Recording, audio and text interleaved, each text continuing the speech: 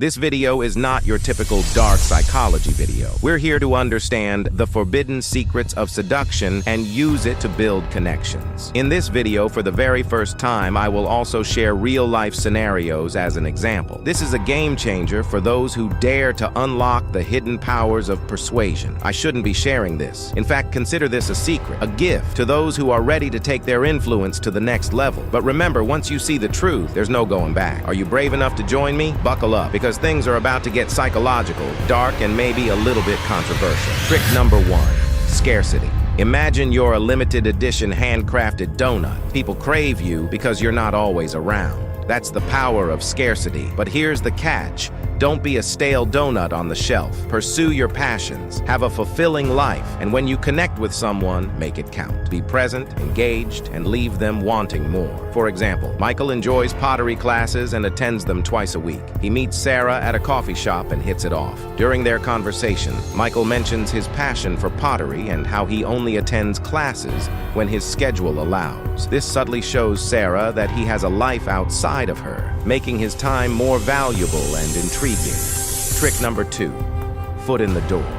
Remember that friend who convinced you to try kale chips one bite at a time? That's the foot in the door technique in action. Start small, like grabbing coffee, and naturally build towards bigger things. This taps into our desire for consistency, making saying yes easier down the line. But hey, don't be a pushy salesperson. Make the journey fun, respectful, and focused on building a connection. Think of it like planting a friendship seed and watch it blossom organically. For example, David wants to ask Ashley out for dinner, but is nervous. He starts by casually asking if she'd like to join him for coffee sometime. After enjoying their coffee date, he suggests trying a new restaurant they both mentioned liking. This builds comfort and familiarity, making the dinner invitation feel more natural. Trick number 3, the mystery whisperer. Think of yourself as an intriguing book, hopefully more interesting than Twilight. Don't reveal all your chapters at once. Share interesting tidbits, show hidden talents, but leave them wanting more. This fuels curiosity and keeps the spark alive. Remember, the thrill of the chase is real, but don't be cryptic or confusing. Be genuine and let them discover the amazing person you are at your own pace. It's like unwrapping a delicious present, layer by delicious layer. For example, Alex and Emily are on a first date. Alex shares his love for hiking and describes a recent solo adventure he took. He avoids revealing everything about the trip, mentioning exciting details like hidden waterfalls and unexpected encounters, but leaving some things to Emily's imagination. Trick number 4, push and pull. Sometimes you gotta shower your crush with attention.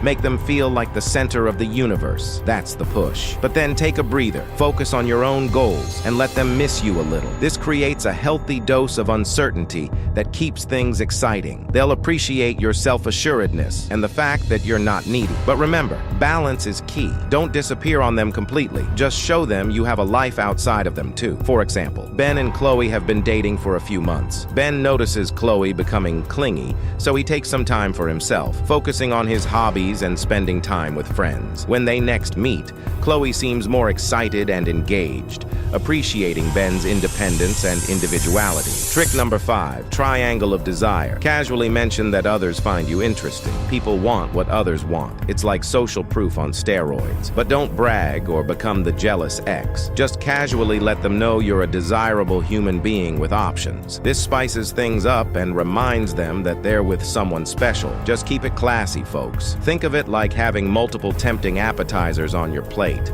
but still savoring the main course with the person you're with. For example, during a conversation with friends, Liam mentions that he recently received compliments from colleagues on his work performance. He doesn't brag, but subtly acknowledges the recognition in a positive and humble way. This sparks curiosity in Maya, who later asks him more about his career goals. Trick number 6, make them feel like the only one. Give your crush your undivided attention when you're together. Listen intently, remember details, and make them feel truly seen and heard. But here's the twist. Don't ditch your friends or hobbies. A healthy balance is key. Show them you can prioritize them while still having a fulfilling life outside the relationship.